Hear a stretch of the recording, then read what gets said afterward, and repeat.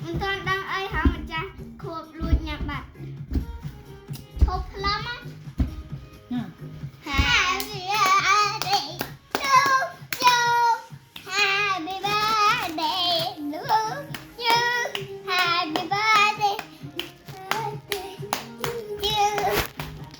Mình chắc không có chiến ấy. Thấy chưa?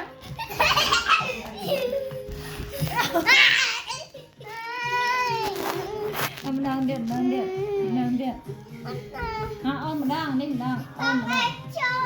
Ôm mình đang. Cuộc là bom sao? Dạ. Muối, pi bảy. Chiến. Here bạn mày. Ấp ấy cho mọi khi ăn ta. Chứ riêng. Chứ riêng mà luôn. Ấp toàn chắc cái ấp chứ riêng mà.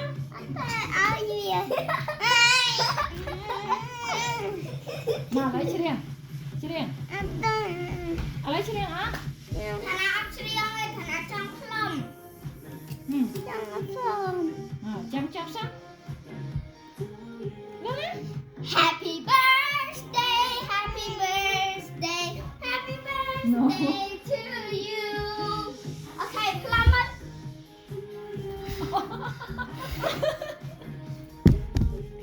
Dạ, lẹ là. Em đánh chào với nè.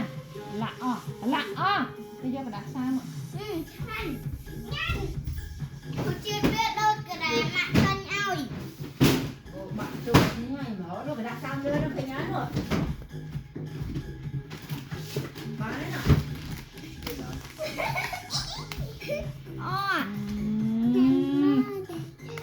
Hãy áo chân đấy. Áo chân không tiên đấy. No. Hả? No. Áo chân áo chân đấy. Chẳng không tiền. Trong không tiên. Cô ai trơn.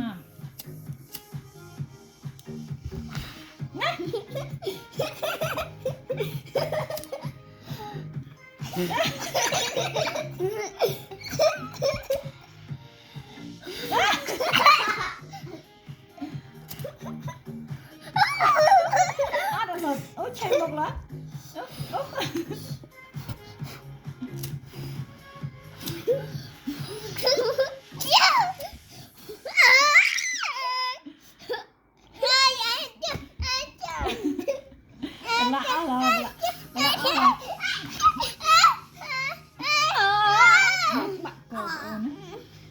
Nè, mong coi cái này.